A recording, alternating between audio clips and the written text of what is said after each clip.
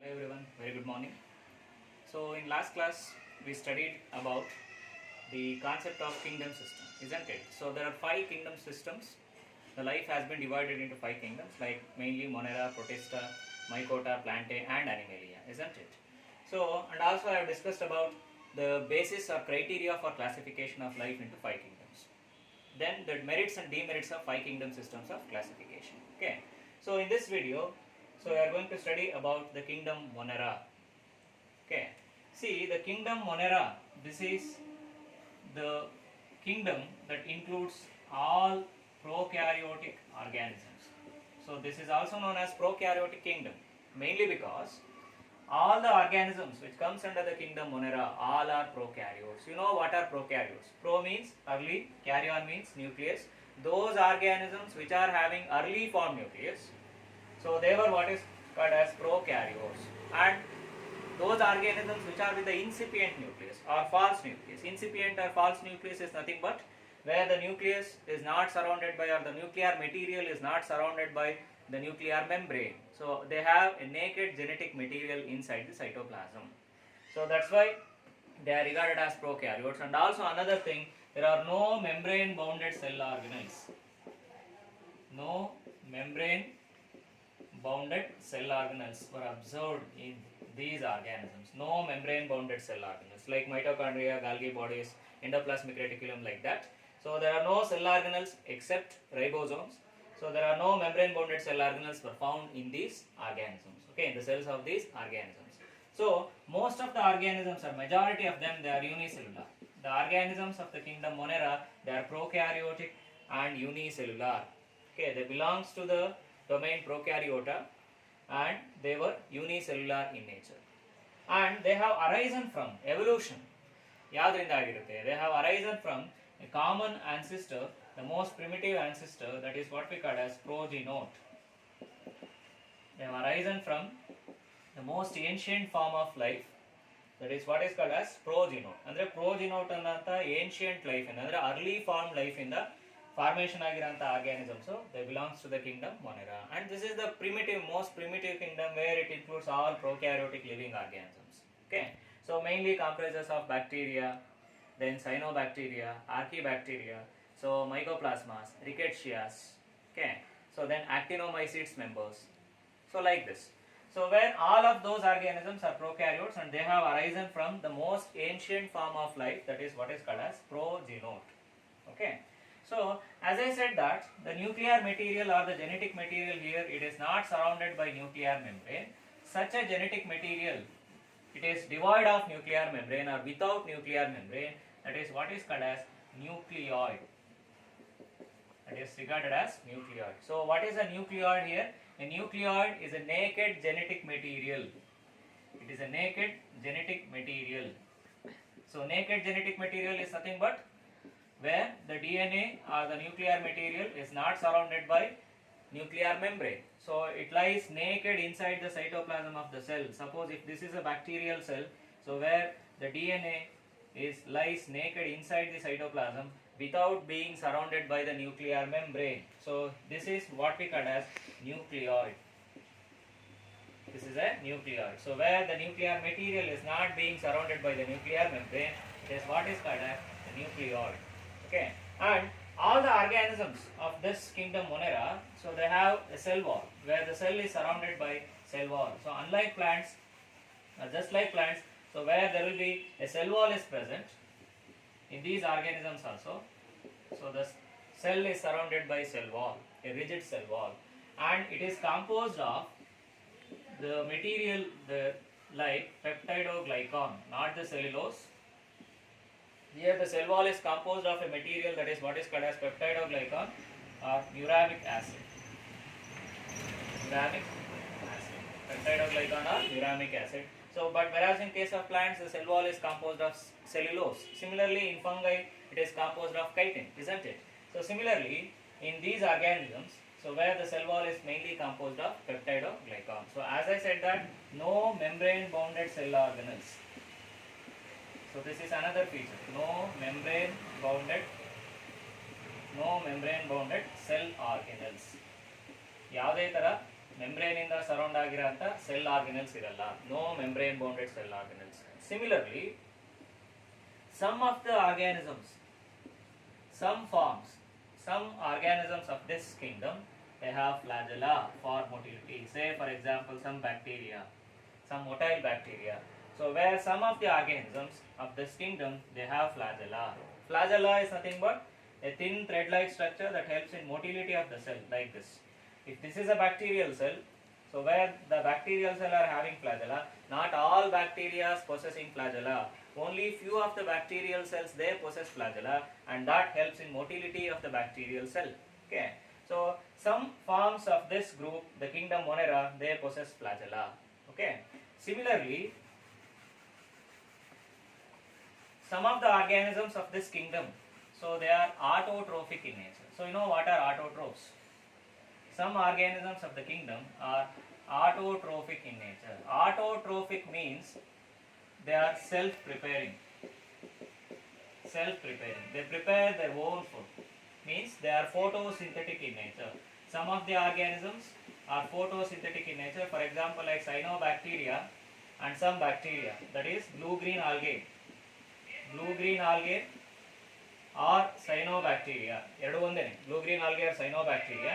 Similarly, some of the bacteria, they are photosynthetic in nature. Some bacteria like green sulfur bacteria, so they are photosynthetic in nature. Okay, so it means they are autotrophic, they are self-preparing their own food. So it means some of them are photosynthetic in nature, like cyanobacteria or blue-green algae, both are same. So some bacteria, they are also photosynthetic in nature. Okay, similarly, some bacteria, they are also chemosynthetic in nature. Chemosynthetic. Chemosynthetic means they derive the energy by chemicals. Okay. Photosynthesis means they derive the energy from sunlight, isn't it? Similarly here, in case of chemosynthetic bacteria, they derive the energy from by means of chemicals, some chemicals. Okay. So they are what is called as chemosynthetic bacteria.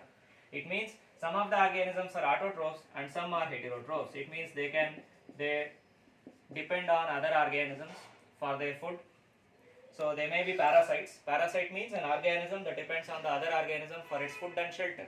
Okay, some may be parasite, and even some of them, they may be pathogens also. Pathogens means they cause disease, various diseases in humans as well as in other organisms, in animals as well as in plants. Okay, so they may be parasites.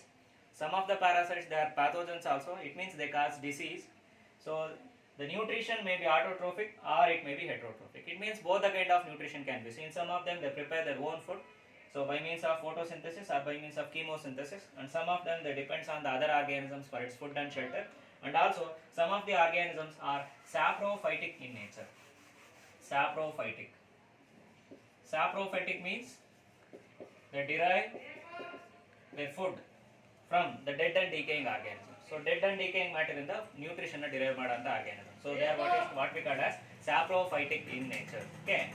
So they may depend on dead organic matter, or they derive their nutrition from the dead organic matter. For example, like cow dung or any other dead organic matter. For example, sewage. So where thousands or millions of bacteria, they grow on the sewage, they degrade the organic matter which is found in that. Okay. So they are what we call as saprophytic. It means they derive their nutrition from dead and decaying matter or dead organic matter, like that. So that is about the nutrition. And main mode of absorbing, they getting the nutrition is by means of absorptive method. Absorptive method of getting the nutrition. So these organisms, they get the nutrition by means of absorption. It means the food is absorbed through the body surface or through the cell wall or through the cell surface. Andre cell surface indane nutrition enagutte, surrounding alli nutrition ide antandre, food ide andre, this is a cell, surrounding alli food iddaga, nutrients iddaga, so they absorbed into cell by means of cell surface, by means of diffusion. Okay, so diffusion is nothing but the movement of solid, liquid or gaseous molecules from the region of their higher concentration to the region of their lower concentration. So that I will explain in future classes. Okay, so here the mode of getting the nutrition is by means of absorption. How we get the nutrition? That is by means of ingestion. We ingest the food into our buccal cavity or into our digestive system, isn't it? So food ಏನು ಮಾಡ್ತೀವಿ ನಾವು ಕೈಯಿಂದ ಬಾಯಿಗೆ ನಾವು ಏನು ಮಾಡ್ತೀವಿ transfer ಮಾಡ್ತೀವಿ. It is nothing but ingestion. Animals, all animals, they are adapted for ingesting the food material. Here, the mode of getting the nutrition, that is absorptive method. It means the nutrients are absorbed into the cell by means of general diffusion or normal diffusion. The nutrients, they get into the cell. So that is what is called as absorptive method of getting nutrition. Okay. And similarly, lastly, the mode of reproduction is, some of the organisms, they reproduce asexually, or the major mode of reproduction here is asexual method of reproduction, either by means of fission. The asexual method of reproduction here, it is by means of fission or by means of spore formation. Spore formation. Here sexual reproduction is absent. Sexual reproduction is totally absent, but there are few forms, they exhibit very primitive method of sexual reproduction, but not well established reproduction is seen. The major mode of reproduction is asexual method. Either they reproduce by means of fission. Fission is nothing but the division of the cell. The cell divides into two and produce two daughter cells. Similarly, these daughter cells, they again divides and produces other daughter cells. Likewise, it goes on dividing. The cell goes on dividing. Always the cell goes on doubling. That is what is called as fission. Or some of the forms, they may produce spores also. By producing the spores, so spore is nothing but a specialized asexual reproductive structure is able to produce a new organism. So some, they may reproduce by means of spore formation. So the major mode of reproduction is by means of fission or even by means of fragmentation also. Suppose if there is a filamentous form, we can observe fragmentation. Fragmentation means the filament. Filament means it is nothing but the thread-like structure. This is the organism's body where it divides into many fragments. Okay. Each fragment is able to produce the new filament. Prati fragment indanu hosa filament formation aganta ability irutte. That is what is called as fragmentation. Okay, so this is a method of reproduction. The major one is asexual. No sexual reproduction is observed, but some forms, they exhibit a very primitive kind of sexual reproduction. Okay, so this is about the reproduction. So then the kingdom Monera, so is broadly classified into three divisions. So here I have explained about the general characteristic features of the kingdom Monera. Okay, so here the kingdom Monera is broadly classified into three divisions like Schizophyta,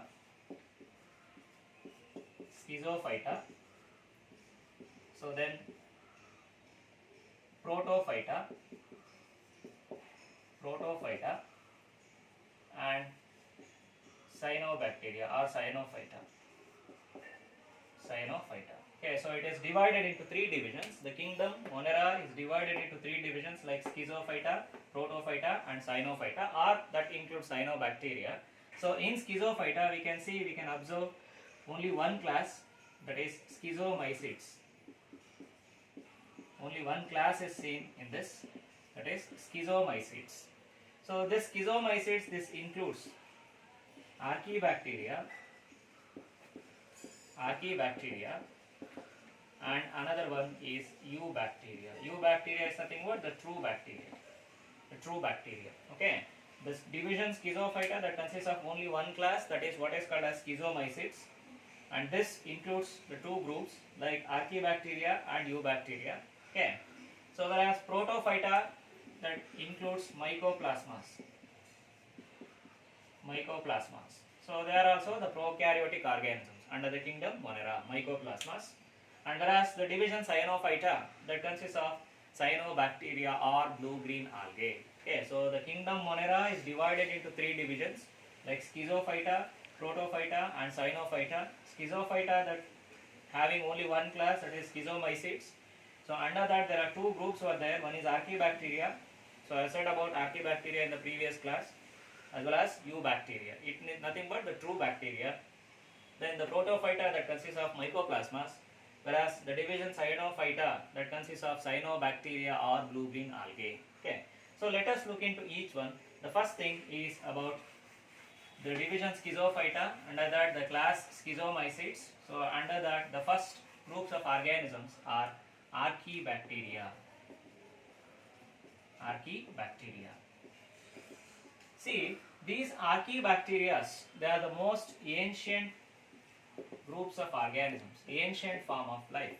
They are the most ancient groups of organisms. As I told you, they are living in most extreme environmental conditions.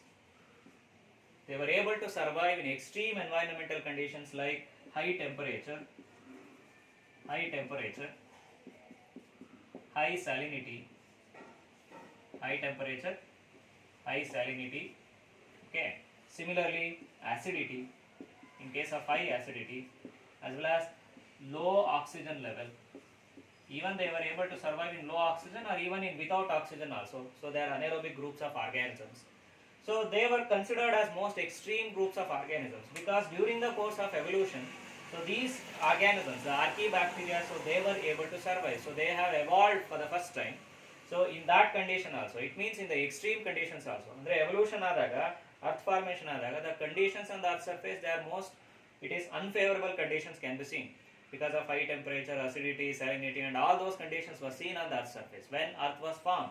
During that time, the first life that they were produced, their assets had that progenote. From that, the archaebacteria have evolved, and they were considered as the most ancient groups of organisms. Okay, so and they were able to survive in extreme environmental conditions. So they have that ability. It means they have some speciality, some special character to survive in such conditions. Because it is not possible for other groups of organisms or other bacteria to survive. But these organisms, they have that ability to survive in such extreme environmental condition. It means that they have some special characteristic features, isn't it? By those special characteristic feature, these organisms which were able to survive in such conditions. Okay, so that is mainly because of composition of its cell wall. The cell wall composition of archaebacteria, it is different from the normal bacteria or eubacteria. So because of that cell wall composition, it mainly formed of some sugars. The cell wall here, it is mainly formed of some sugars and proteins. So because of the combinations of these sugars and proteins, the cell wall is more complex here, and the cell wall is very much resistant to such extreme conditions, and even it protects the cell from chemicals as well as from antibiotics. Chemicals and antibiotics. So that much resistant cell wall can be seen here in archaebacteria because of the combination of some special sugars as well as some proteins, and that cell wall protects the cell by means of chemicals as well as by means of antibiotics. Okay, so because of this reason, the cell wall composition, so where the archaebacterial cell, they were able to survive in extreme conditions. It is not possible for bacteria, and the major chemical compound that is found in the cell wall of this archaebacteria, it is pseudomurin. It is pseudomurin. So this is a slightly different kind of muramic acid as that is present in bacteria. Here it is what we call as pseudomurin. So where it consists of the chemical substance, the individual units of pseudomurin, they were called as N-acetyl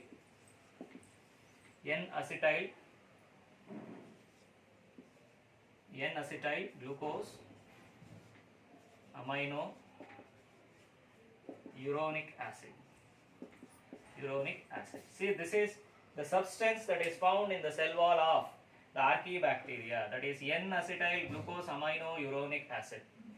N-acetyl glucose amino uronic acid. It is nothing but it is composed of the substances like sugars as well as the proteins. Okay, so here the composition, the cell wall composition is what we call pseudomurin, and the individual units here of pseudomurin, they were what is called as N-acetyl glucose amino uronic acid, combination of sugar and protein. But whereas in case of the normal bacteria, so that is N-acetyl muramic acid. N-acetyl muramic acid. I said earlier, this is the cell wall composition in normal bacteria or in eubacteria. So that is N-acetyl muramic acid. But here it is N-acetyl glucose amino uronic acid can be seen in the cell wall of archaebacteria, and because of these reasons, the archaebacterial cell wall are more resistant to such extreme conditions, and so that those archaebacteria were able to survive in such conditions. Similarly, the presence of, I said in the earlier class, that is 16S rRNA genes. A special type of RNA can be seen here, that is 16S rRNA. You know that rRNA, it is an RNA responsible for the formation of ribosomes. Okay, So the kind of a special kind of ribosomal RNA can be seen in these bacterial cells. So this also makes these bacteria to survive in extreme conditions, in extreme environmental conditions. Okay. So archaebacteria, they are nothing but they are the most ancient types of life that can be seen on the earth's surface. They will be able to survive in extreme conditions like high temperature, salinity, acidity, as well as in low oxygen concentration or without the oxygen concentration. So where because of some special features like presence of pseudomurine in the cell wall and the individual units are N-acetyl-glucosamine uronic acid. So and also by the presence of 16S rRNA in their cells, so that make the cell to survive in such conditions. Okay. So these archaebacteria, so there are three groups can be seen here in these bacteria. So one is methanogens, another one is halophiles, another one is thermoacidophiles. Okay, there are three groups or categories can be seen here: methanogens, halophiles, and thermoacidophiles. So the first category is methanogens. Methanogens. So these methanogens, so these are methane producing bacteria. As the name itself suggests, methane. Methane is a gas. Methane producing bacteria. Methanogens are methane producing bacteria, is nothing but they are the groups of archaebacteria. They are methane producing organisms. Methano means methane, gen means generate or produce. So they are methane producing organisms. They mainly survive in low oxygen concentration. They mainly survive in low oxygen concentration or even without oxygen.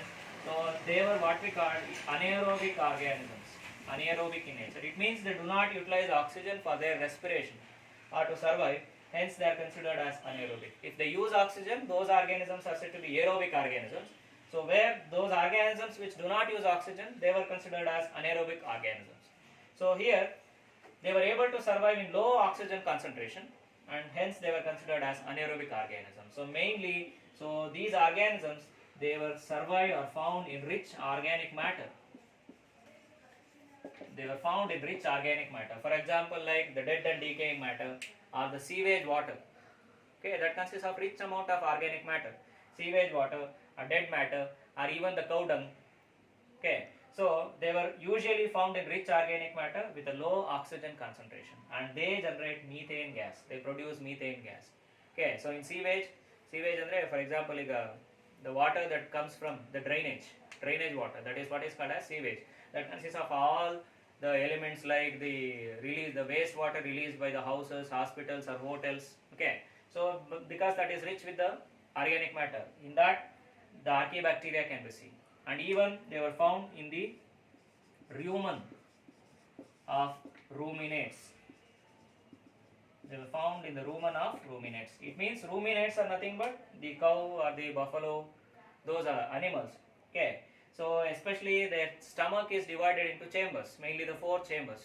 That's why those organisms, the animals where the stomach is divided into chambers, they were called as ruminates.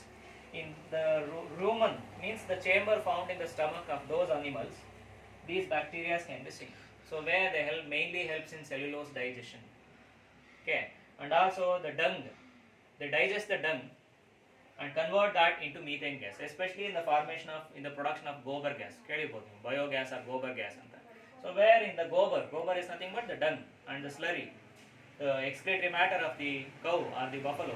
So where mainly it is prepared into a slurry, by the digestion of that slurry by means of bacteria, so where it produces the gas, and that is mainly what is called as methane gas. That mainly helps in combustion or burning. Okay, so where these bacteria were seen here, where that is the regions rich with the organic matter. Okay, so that is about methanogens. Then the second groups in this archaebacteria is halophiles. Second group in this is halophiles. Halophiles means the bacteria which are able to survive are found in high salinity. They were found in high salinity. Salinity means, okay, so halophiles means the bacteria which were able to survive in high salinity. Andre saline concentration or salt concentration ಜಾಸ್ತಿ ಇರೋಂತ ಕಡೆ survive ಆಗಂತ bacteria. Okay, so where mainly in salt lakes. Okay, for example like Mano The Salt Lake of California. Mano, the salt lake found in California. So where the bacteria were able to survive in extreme saline conditions, where the salinity ranges from 17 to 23% of NaCl, that is sodium chloride. So in this high concentration of the salinity also, the bacteria were able to survive, but the other organisms, they were unable to survive in such conditions, in such high salinity, about 17 to 23% of NaCl. Suppose if the saline concentration, if it is decreases below 10%, 10% ಗಿಂತ ಕಮ್ಮಿ ಆದರೆ salt concentration, so where the cells will lysis of the cell is observed. It means the cells will break down and the bacteria, they will die. If the concentration of the salt, if it is less than 10%, decreases than 10%, so then the cell will lyse and they will die. Okay. And those organisms, especially the bacteria which are able to survive in high salinity, they were called as halophiles. Halo means salinity. Philes means the microorganisms, the bacteria. So that is what is called as halophiles. So where they can see in salt lakes or the oceans which is rich with the salts, they were called as halophiles. So mainly, and also these bacteria, they have a characteristic pigment, that is what is called as bacteriorhodopsin. Bacteriorhodopsin. They have a characteristic pigment. Pigment means the coloring substance. What is called as bacteriorhodopsin, an orange or a red colored pigment. Orange or red colored pigment that is observed in these bacteria, that is what is called as bacteriorhodopsin. So that protect the bacterial cell from the effect of sunlight that is found in the cytoplasm. This is a pigment. Bacteriorhodopsin is a pigment. It is nothing but the coloring substance, pigment. So that protects the bacterial cells from the effect of sunlight, and also it helps in photosynthesis. Okay, it means the preparation of the food by using the sunlight. Okay, so that is a characteristic pigment found in the halophiles. Okay, so then the next groups of archaebacteria, it is thermoacidophiles. Thermoacidophiles means, therma means temperature. Thermoacidophiles, the bacteria which are able to survive in high temperature as well as in acidity. It means high acid concentration, high temperature and high acid concentration. So those bacteria were called as thermoacidophiles. See, therma means heat or temperature, then acid. Those bacteria were able to survive in high temperature and acidity. They were called as thermoacidophiles. The temperature ranges from 78 to 80 degrees Celsius. Okay, temperature ranging from 78 to 80 degrees Celsius. Then the pH of 2, that is potentiality of hydrogen, the concentration of hydrogen ions, that is what is called as the pH. So should know the range of pH, that is 1 to 6.9 is acidic, whereas 7 is considered as neutral, whereas 7.1 to 14 it is considered as base. This is the basic pH, whereas 1.1 to 6.9 this is considered as acidic pH, whereas 7 is considered as neutral.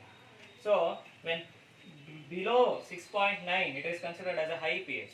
So here the pH of 2, this is a very high pH. High acid concentration can be seen here. So in such condition, these bacteria were able to survive. So for example, like sulfolobus. So this is a bacterium. It means the archaebacterium able to survive in acid lakes. Okay, acid lakes means where the pH is very very low. So it consists of acid, that is at the pH of 2. Sulfolobus. Similarly, the bacterium called as pyrolobus. So this is able to survive in extreme temperature, that is ranging from 106 degrees Celsius to 113 degrees Celsius at the maximum. So pyrolobus, this is a bacterial newly identified species or recently identified one, where this is able to survive in extreme temperature ranging from 106 degree to 113 degrees Celsius. Andre high temperature alli survive aganta bacteria. And even the recent studies that shown that it cannot be killed by means of an autoclave for about 1 hour. autoclave for about 1 hour. Autoclave ಅಂತಂದ್ರೆ microbiological ಇದರಲ್ಲಿ sterilisation ಮಾಡೋದಕ್ಕೆ ಅಂತ autoclave ಅನ್ನೋ ಒಂದು instrument ಅನ್ನು use ಮಾಡ್ತಾರೆ. So ಅಲ್ಲಿ unwanted organisms ಇದ್ರೆ, ಮೈಕ್ರೋ ಆರ್ಗ್ಯಾನಿಸಮ್ಸ್ ಇದ್ರೆ ಸ್ಟೆರಿಲೈಸ್ ಮಾಡಬೇಕಾದ್ರೆ ಅದನ್ನು ಕಿಲ್ ಮಾಡೋದಕ್ಕೆ ಅಂತ ಆಟೋಕ್ಲೇವ್ ಯೂಸ್ ಮಾಡ್ತಾರೆ 121 degree Celsius. Okay, so even this cannot be killed for autoclave in for about 1 hour. 1 hour autoclave ಮಾಡಿದ್ರು ಈ ಬ್ಯಾಕ್ಟೀರಿಯಾ ಕಿಲ್ ಆಗಿಲ್ಲ, because the main reason it is able to withstand the high temperature, and that is about 106 degree to 113 degree Celsius ಏನಾಗುತ್ತೆ withstand ಆಗುತ್ತೆ, or even sometimes it is more than that also. Okay, so they were what we call as thermoacidophiles. The bacteria were able to survive in extreme temperature and high acidity. Okay, so they have some significance, the archaebacteria, like the production of methane gas. So they are very important in evolutionary studies, or in evolutionary point of view. The significance of archaebacteria, they can produce methane. So methane can be used as a biogas, okay, or gobar gas production. In that the archaebacteria were involved. So where they were very important to study the evolution, it means the evolutionary point of view, they were very significant, the archaebacteria, and they can be used in biotechnological studies. It means from these types of bacteria, it means the bacteria which are able to survive in high temperature, the restriction endonucleases enzyme, it means the enzymes helps in biotechnological work or in recombinant DNA technology. So thermostable enzymes ಅಂದ್ರೆ ಟೆಂಪರೇಚರ್ನ withstand ಮಾಡೋಂಥ enzymes ಅನ್ನ extract ಮಾಡೋದು ಇಂತಹ bacterias ಇಂದ extract ಮಾಡ್ತಾರೆ. Okay, so this is about the first group in the Monera, that is in Schizophyta. Under that the first class schizomycetes, under that the archaebacteria. Okay, so in that you have studied about cell wall composition of archaebacteria, their types like methanogens, halophiles and thermoacidophiles, like that. Okay, so in the next class the other part, that is about the eubacteria or true bacteria. So where in that you study about the morphology, cell shape, then the composition of cell wall, then two groups in that, like positive, gram positive and gram negative bacteria and their significance. So that we are going to study in the next class. Okay, thank you.